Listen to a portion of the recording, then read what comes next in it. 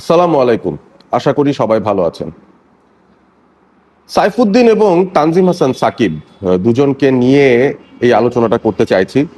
এবং এই দুজনকে নিয়ে আলোচনার সূত্রপাতটা যেখানে হয়েছে সেটা হচ্ছে আসলে বাংলাদেশ তাদের ওডিআই স্কোয়াড হোক, টি-20 স্কোয়াড হোক, টেস্ট স্কোয়াড হোক, তারা কিন্তু একটা পেস বোলিং অলরাউন্ডারের খোঁজে সেই শুরু থেকেই ঘুরপাক খাচ্ছে। বাংলাদেশে ব্যাটার যিনি একটুখানি পেস করতে পারেন সেই ক্যাটাগরিতে আমরা খুব বেশি খেলোয়াড় পাইনি আমাদের পুরো ইতিহাসে। এবং সেই জায়গাটা থেকে রিসেন্ট সময়ে বাংলাদেশ বেশ কিছু প্রতিভাবান খেলোয়াড়কে খুঁজে পেয়েছে যারা কিনা ভালো বল করতে পারেন, সেই সাথে টুকটাক ব্যাটিংটা করতে পারেন। তো তাদের উপরই আসলে বাংলাদেশ ভরসা রাখা শুরু করেছিল যে তারা যদি পেস বোলিং অলরাউন্ডার হিসেবে নিজেদের কনভার্ট করে নিতে পারেন তাহলে হয়তো আমাদের ফিউচারটা ব্রাইট। তবে সবচেয়ে উল্লেখযোগ্য দুটো নাম সাইফুদ্দিন এবং তানজিম সাকিব, কারণ তারা এখনো পর্যন্ত ইন্টারন্যাশনাল ক্রিকেটে সেই ঝলকটা দেখাতে পেরেছেন বাকিদের থেকে একটু বেশি কনসিস্টেন্ট বেসিসে, যে কারণে এই দুজনকে নিয়েই মূলত আলোচনাটা হচ্ছে যে এই দুজনের মধ্যে আসলে বাংলাদেশের পেস বোলিং অলরাউন্ডারের সন্ধানটা খুঁজে বের করা যায় কিনা। এবং এই ভিডিওটা মূলত সেই আলোচনা নিয়ে। প্রথমে এই দুজনের কিছু মিলের ব্যাপারে আসি। মিলটা কোথায়? দুজনই মূলত বোলার যারা ব্যাট করতে পারেন, অর্থাৎ বোলিং অলরাউন্ডার ক্যাটাগরিতে দুজনকেই একসঙ্গে ফেলে দেওয়া যায়। এবং সাইফুদ্দিন যদিও তানজিম সাকিবের থেকে নিশ্চয়ই অনেক সিনিয়র লেভেলে আছেন। 2017-তে সাইফুদ্দিনের অভিষেকটা হয়েছিল বাংলাদেশ জাতীয় দলে এবং টি-20 সার্কিটটায় তার অভিষেক হয়েছিল, এবং সেখান থেকে সব মিলিয়ে এই যে 7-8 বছরের পথ পরিক্রমা, এই 7-8 বছরে সব মিলিয়ে মাত্র 41টা ম্যাচ সাইফুদ্দিন খেলেছেন। অর্থাৎ বোঝাই যাচ্ছে যে তিনি দলের মধ্যে আসেন আবার চলে যান, আবার আসেন আবার চলে যান।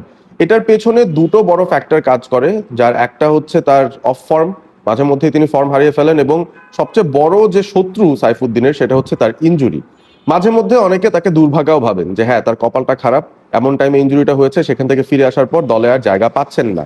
সেরকম একটা ঘটনা বেশ কয়েকবার আমরা ঘটতে দেখেছি। এবং বাংলাদেশে এই মুহূর্তে পেস বোলারদের যে রিসার্জেন্সটা হয়েছে, জেনুইন পেসারদের সংখ্যা এত বেড়েছে এবং সেই পেসারদের কোয়ালিটিও এত ভালো যে বাংলাদেশ যখনই টি-20 কিংবা ওডিআই খেলতে যাচ্ছে তখন কিন্তু সেই জেনুইন স্পেশালিস্ট পেস বোলারদের উপরই বাংলাদেশ নির্ভর করতে চায়। এবং সে কারণে হয়তো এই পেস বোলিং অলরাউন্ডার ক্যাটাগরিতে সাইফুদ্দিন বা তানজিম সাকিব তারা মাঝে মধ্যেই অ্যাভয়েডেড হয়ে যান।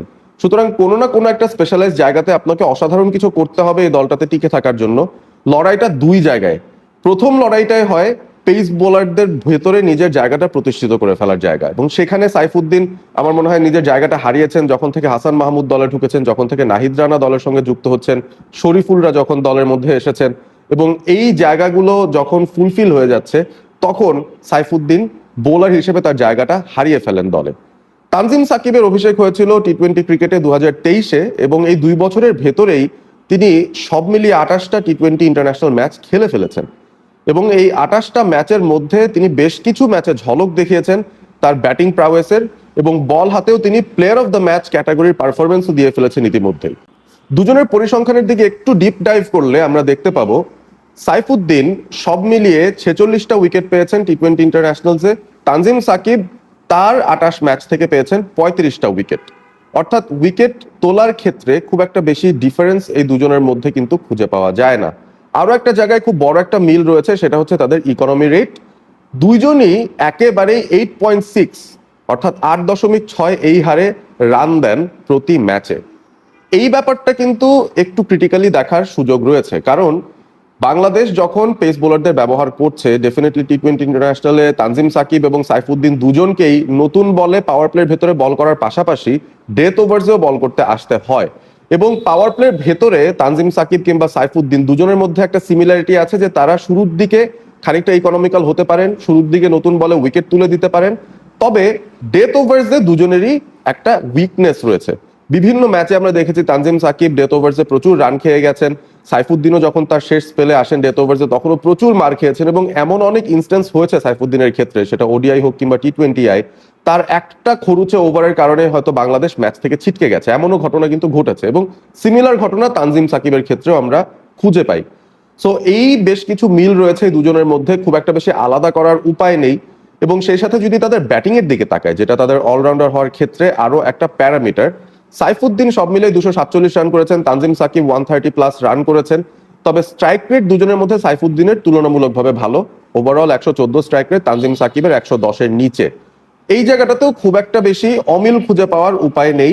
তবে সাইফুদ্দিন আরো বেশি সংখ্যক ম্যাচ খেলেছেন ডোমেস্টিক ক্রিকেটেও, তার পারফরমেন্স কিন্তু অ্যাজ আ ব্যাটার বেশ ভালো। তানজিম সাকিবের সেই ধরনের রেকর্ড নেই বললেই চলে।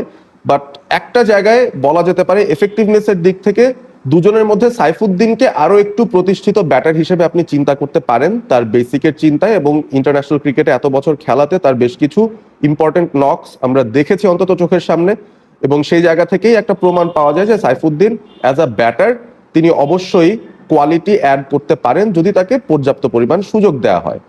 এবারে আসে এই দুজন নিজেদের ব্যাপারে কি ভাবেন।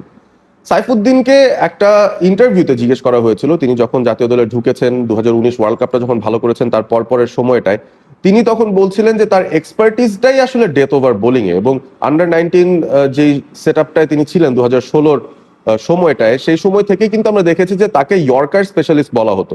চাইলেই নাকি তিনি 6টা বলে 6টা ইয়র্কার দিতে পারেন, এরকম একটা অ্যাবিলিটি তার রয়েছে। সাইফুদ্দিন কিন্তু একটা ইন্টারভিউতে বলেছেনও যে তিনি ইয়র্কার প্রচুর প্র্যাকটিস করেন এবং তিনি ইয়র্কার দিয়ে মূলত প্রতিপক্ষকে আটকে দিতে চান ডেথ ওভার্সে গিয়ে। তবে ম্যাচে যখন ইমপ্লিমেন্ট করতে হয়, অনেক সময় ইন্টারন্যাশনাল ম্যাচেসে গিয়ে দেখা গেছে যে সাইফুদ্দিন এটা ঠিকমতো ইমপ্লিমেন্ট করতে পারেননি এবং সে কারণে বেশ খরুচে হয়ে গেছেন। এখানেও কিন্তু একটা বড় মিল রয়েছে তানজিম সাকিবের সঙ্গে। তানজিম সাকিবও রিসেন্ট একটা ইন্টারভিউতে তিনি বলেছেন যে তিনি চাইলে, তিনি যদি নিজেকে কনভিন্স করতে পারেন যে আমি এই কাজটাই করব, তিনি নাকি চাইলে 6 বলে 6টা ইয়র্কার দিতে পারেন। এখন দুজনের মধ্যে এই জায়গাটাতেও একটা সিমিলারিটি যে তারা নিজেদেরকে ইয়র্কার মাস্টার ভাবেন, বাট আলটিমেটলি যখন তারা ডেথ ওভার্সে যান সেই জায়গাটাতে গিয়ে দুজনের প্রেজেন্স অফ মাইন্ডের ব্যবহারটা খানিকটা কমে যায় এবং চাপে পড়লে তারা সেই চাপ থেকে বের হয়ে আসতে পারেন না। তানজিম সাকিব বিভিন্ন ধরনের স্লোয়ার বলের চেষ্টা করেন, অনেক সময় শর্ট বল দিয়ে ফেলেন, অনেক সময় ফুল টস দিয়ে ফেলেন যেখান থেকে প্রতিপক্ষরা রান পেয়ে যান। ঠিক একই ব্যাপার সাইফুদ্দিনের ক্ষেত্রেও ঘটে, তিনিও ফুল টস দেন, তিনিও স্লোয়ার দিতে গিয়ে একটা শর্ট বল করে ফেলেন যেখান থেকে বেদম মার খেয়ে যান। সো এই জায়গাটাতেও দুজনের সিমিলারিটি রয়েছে যে কথা বলছেন এক, তবে কাজে এখনো পর্যন্ত ইন্টারন্যাশনাল ক্রিকেটে সেটা ইমপ্লিমেন্ট করে তারা খুব একটা দেখাতে পারেননি। বোলার হিসেবে দুজনের বিভাজনটা কোন জায়গায়? দুজনই ডানহাতি পেসার, দুজনই নতুন বলে ভালো বল করেন, ডেতে মার খান, সেটা আমরা বুঝতে পেরেছি। দুজনেরই ভ্যারিয়েশনস আছে, তবে সেটা এখনো পর্যন্ত ইন্টারন্যাশনাল ক্রিকেটে সেভাবে তারা তুলে ধরতে পারেননি। তবে একটা জায়গায় তানজিম সাকিব এগিয়ে আছেন সাইফুদ্দিনের কাছ থেকে, অন্তত 10 কিলোমিটার বেশি গতিতে তিনি বল করতে পারেন। সাইফুদ্দিনের সর্বোচ্চ গতির বল যদি 130 থেকে 35 হয়, তানজিম সাকিব তিনি কিন্তু 145 কিলোমিটার পার আওয়ার গতিতেও বল করতে পারেন, এবং কনসিস্টেন্টলি 138 টু 140 প্লাস এরকম একটা গতিতে বল করার অ্যাবিলিটি তানজিম সাকিবের আছে। সুতরাং পুরনো বল কিংবা নতুন বল যেটাই হোক না কেন, যদি আপনি আপনার স্লোয়ারের বেস্ট ইউটিলাইজেশনটা চান, ট্যাকটিক্যাল পয়েন্ট অফ ভিউ থেকে বলছি, যদি আপনি আপনার স্লোয়ারের বেস্ট ইউটিলাইজেশনটা চান, প্রতিপক্ষকে বা প্রতিপক্ষের ব্যাটারকে যদি রিড না করাতে চান, সেই ক্ষেত্রে যত বড় ডিফারেন্স হবে আপনার ফাস্টেস্ট বল এবং স্লোয়েস্ট বলের, ততই কিন্তু আপনার স্লোয়ার বলটাও এফেক্টিভ হয়, আপনার ফাস্টেস্ট বলটাও বেশ এফেক্টিভ হয়, এবং সেটা মোটামুটি বিভ্রান্ত করে দেয় প্রতিপক্ষের ব্যাটারকে। এই জায়গাটাতে গিয়ে আমার কাছে মনে হয় সাইফুদ্দিনের থেকে তানজিম সাকিব একটা এক্সট্রা অ্যাডভান্টেজ পেয়ে যান, কারণ তার ফাস্টেস্ট বল এবং স্লোয়েস্ট বলের মধ্যে কিন্তু ফারাকটা অনেক বেশি, যেখানে সাইফুদ্দিন সাধারণত অন অ্যান অ্যাভারেজ 130 বা তার নিচেই মূলত বলটা করেন। সুতরাং গতির দিক থেকে তানজিম সাকিব এগিয়ে আছেন। পিচ বিবেচনায়, উইকেট বিবেচনায় বেশ কিছু পজিশনে বা বেশ কিছু জায়গায় Tanzim Sakib as a bowler বাংলাদেশের পক্ষে বেশি এফেক্টিভ হওয়ার সম্ভাবনাটা রাখেন। সুইং আদায় করার যে ব্যাপারটা, সেই জায়গায় সাইফুদ্দিন ডেফিনেটলি এগিয়ে থাকবেন। তিনি বাতাসে বলটাকে ভাসাতে পারেন, তার একটা জেনুইন আউট সুইঙ্গার আছে, যে ব্যাপারটা অনেক সময় পেস বোলিং কন্ডিউসিভ উইকেটে মাঝে মধ্যেই কাজে লেগে যায়। আমরা 2019 বিশ্বকাপেও দেখেছি ইংল্যান্ডে তিনি যখন গিয়েছেন, সাইফুদ্দিন সেখানে সেই ধরনের বোলিংটা করতে পেরেছেন এবং তার সেই অ্যাবিলিটিটা আছে, সেটা আমরা জানি। তবে তানজিম সাকিব এবং সাইফুদ্দিনের মধ্যে আপনি যখন ব্রেকডাউনটা করতে চাইবেন, খুব একটা সহজ কিন্তু হবে না দুজনের পারফরমেন্সের ভিত্তিতে বা পরিসংখ্যানের ভিত্তিতে দুজনকে আলাদা করতে। তাহলে আমরা শেষ প্যারামিটারটা কি ধরতে পারি, যেটার বেসিসে আপনি হয়তো চিন্তা করবেন যে না, ফিউচারটা কার বেশি ব্রাইট দেখছি আমরা।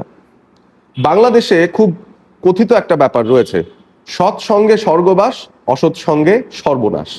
সাইফুদ্দিন 2017-তে যখন জাতীয় দলে ঢুকেছিলেন, সেই দলটার মধ্যে আমি বলবো না অসৎ সঙ্গ, তবে তিনি যাদের সঙ্গে খেলে এসেছেন তার ক্যারিয়ারের বেশিরভাগ সময়, তারা কিন্তু একটা ভয়ের ভেতর দিয়ে কাটিয়ে এসেছেন। সে ভয়টা কিসের? প্রথমে কিন্তু সবাই খুব সাহস করে আসেন, যখন ডেবিউটা হয় তখন সবাই খুব সাহসী থাকেন, তবে সেই সাহসটা অনেকদিন ধরে রাখতে পারেন না। পাবলিকের গালি খাওয়ার ভয়, একদিন পারফর্ম না করলে পরদিন যদি বাদ পড়ে যায়, দল থেকে বাদ পড়ে যাওয়ার ভয়, নিজের জন্য পারফর্ম করার একটা লোভ, এইসব ব্যাপার কিন্তু একটা প্লেয়ারের ভিতরে ঢুকতে থাকে আস্তে আস্তে করে, এবং সেই প্লেয়ারের মানসিক জায়গাটা কলুষিত হয়ে যায়। কারণ সে তখন বুঝতেই পারে না যে আমি কি নিজের যেই ইনিশিয়াল রেজটা নিয়ে এসেছিলাম, নিজের যেই ইনিশিয়াল ইউএসপিটা নিয়ে এসেছিলাম, আমি একজন attacking player, aggressive minded player, আমি কি সে সাহসটা রাখবো, নাকি ভীতু হয়ে যাব, নাকি আর একটু সেফ খেলবো। এই সেফ খেলার প্রবণতায় সাইফুদ্দিন আমার কাছে মনে হয় অনেকবার দল থেকে তার জায়গাটা হারিয়েছেন। তিনি যদি তার অরিজিনাল মেন্টালিটিটা নিয়ে হয়তো খেলতেন, সেটা হলে অবশ্যই সাইফুদ্দিনের থেকে বেটার আউটপুট আমরা পেয়ে যেতাম। তবে সাইফুদ্দিন যে লম্বা সময়টা বাংলাদেশ ক্রিকেটে খেলে গেছেন, সেই সময়টা অনেকবার এরকম হয়েছে যে তিনি বাকি দলের যেই ল্যাক অফ ইন্টেন্সিটি বা ল্যাক অফ অ্যাগ্রেশন, সেটার ভুক্তভোগী তিনিও হয়েছেন। এবং এখন তার মাইন্ডসেটটা বা মেন্টালিটিটা এমন জায়গায় আছে, তিনি যখনই খেলতে আসেন আমার কাছে মনে হয় যে তিনি একটু সেফ খেলার চেষ্টা করছেন এই মুহূর্তে, বা একটু সেফ প্লে করার চেষ্টা করেন। কোনটা সেফার অপশন সেদিকে হয়তো ঝুঁকে যেতে চান। তার মধ্যে সেই সাহসিকতাটা একটুখানি বোধহয় কমে গেছে, এবং সেটা আবারও বাড়িয়ে নেওয়ার সুযোগ আদতেই আছেন কিনা তার, সেটা আমি আসলে বলতে পারবো না। তবে তানজিম সাকিবের ক্ষেত্রে আপনি সেই ভিন্নতাটা খুঁজে পাবেন। Tanzim Sakib 2020 under nineteen world cup winning দলের সদস্য, এবং সেই দলটার ভেতরে কিন্তু আপনি এক একজন অ্যাগ্রেসিভ মাইন্ডসেটের ক্রিকেটার পাবেন যারা ফিয়ারলেস, এবং সেই ফিয়ারলেস ব্যাপারটা তানজিম সাকিব ইন্টারন্যাশনাল ক্রিকেটেও নিয়ে এসেছেন তার সঙ্গে। দিনটা যখন তার ভালো যায় তখন তো খুবই ভালো যায়, দিনটা যখন খারাপও যায় তিনি কিন্তু তার বডি ল্যাঙ্গুয়েজে কোনোভাবে বুঝতে দেন না যে তিনি একটা অফ ডে কাটাচ্ছেন। তার প্রসেস, তার চিন্তা ভাবনা, তার কাজটা একই রকম ভাবে তিনি করে যেতে চান, অর্থাৎ একটা অ্যাগ্রেসিভ মাইন্ডসেটে তিনি সেই কাজটা করতে চান। বোলার হিসেবে হোক, ব্যাটার হিসেবে হোক, এই অ্যাগ্রেসিভ মাইন্ডসেটের সঙ্গে ইন্টেলিজেন্সটা তিনি মেলানোর চেষ্টা করেন, এবং সেই জায়গাটাতে আমার কাছে মনে হয় মাইন্ডসেটের যে জায়গা, ব্রেভনেস দেখানোর যে জায়গা, যেটা অ্যাকচুয়ালি এই মুহূর্তে টি-20 ইন্টারন্যাশনাল ক্রিকেটে প্রয়োজন, সেটা তানজিম সাকিবের মধ্যে এই মুহূর্তে এখনো অনেক বেশি আছে। তিনি এখনো কলুষিত হয়ে যাননি। তিনি জায়গা হারানোর ভয়ে, পাবলিকের গালি খাওয়ার ভয়ে, এবং সিনিয়ররা কি বলবে সেই ভয়ে, তাদের ওভার আউট পারফর্ম করা যাবে না এরকম কোনো মাইন্ডসেট, এই ধরনের সব ধরনের কলুষতা থেকে এখনো পর্যন্ত মুক্ত আছেন। এবং তার মাইন্ডসেটটা দেখে মনে হয় যে তিনি বোধহয় এই মাইন্ডসেট নিয়েই তার পুরো ক্রিকেটিং ক্যারিয়ারটা চালিয়ে যেতে চাইবেন। সো এই একটা জায়গা দিয়ে আমার কাছে মনে হয় যে যদি আমরা ভাগ করে নেই, বিভাজনটা করে নেই, তানজিম সাকিবকে আমি পার্সোনালি এখনো পর্যন্ত এগিয়ে রাখবো। তাকে বেশি বেশি সুযোগ দেয়া হোক, সাইফুদ্দিনও থাকবেন অবশ্যই, তবে Saifuddin can't be chosen over Tanzim Sakib. Tanzim সাকিবের ব্যাটিং পোটেনশিয়ালটা তিনি ইতিমধ্যেই ইন্টারন্যাশনাল ক্রিকেটে দেখিয়ে দিয়েছেন। পাকিস্তানের এগেনস্ট একটা 50 পেয়েছেন রিসেন্ট টি-20 একটা সিরিজে, যেখানে লাহোরে বাংলাদেশ খেলছিল, এবং তানজিম সাকিব সাইফুদ্দিন সিমিলার একটা সিচুয়েশনে নামেন। তিনি 8-9 নম্বরে ব্যাট করতে নেমে তিনি একটা 50 পেয়েছেন 31 বল থেকে, যেটা কিনা টেস্ট খেলুড়ে দেশের মধ্যে টি-20 ইন্টারন্যাশনাল ক্রিকেটে 9 নম্বরে ব্যাট করা ব্যাটারের প্রথম 50 ইতিহাসের মধ্যে। সুতরাং তার ব্যাটিং প্রাওয়াসটা আমরা দেখেছি, তিনিও বিগ হিটিং করতে পারেন। সো সেই জায়গা থেকে সবকিছু বিবেচনা করে আমার কাছে মনে হয় তানজিম সাকিব পেকিং অর্ডারে হয়তো একটুখানি এগিয়ে রয়েছেন এই মুহূর্তে। সাইফুদ্দিনের সুযোগ একেবারে শেষ হয়ে গিয়েছে সেটা বলবো না, তবে সাইফুদ্দিনকে ফিরে আসতে হলে অনেক কষ্ট করতে হবে এবং কনসিস্টেন্টলি পারফর্ম করতে হবে, এবং সবচেয়ে বড় যে কথাটা, ভেতরের যেই টিমিডনেসটা আছে সেটাকে সরিয়ে দিতে হবে। ভয় পাওয়া যাবে না। ফিয়ারলেস ক্যাটাগরিতে যদি আপনি তানজিম সাকিবের সঙ্গে কম্পিট করতে পারেন তাহলে হয়তো আপনার জায়গাটা হয়ে যেতে পারে দলের মধ্যে। এখন বাংলাদেশ এশিয়া কাপ এবং বিশ্বকাপকে সামনে রেখে যদি 15 জন সদস্যের একটা স্কোয়াড তৈরি করে, সেই জায়গাটায় আপনাদের কি মনে হয়, সাইফুদ্দিন সুযোগ পাবেন, নাকি তানজিম সাকিব সুযোগ পাবেন, নাকি দুজনকেই সুযোগ দেওয়া উচিত? জানাবেন কমেন্ট করে। ভিডিওটি ভালো লেগে থাকলে লাইক করবেন, সাবস্ক্রাইব করবেন অল স্পোর্ট এবিপি চ্যানেলটি। ভালো থাকবেন সবাই।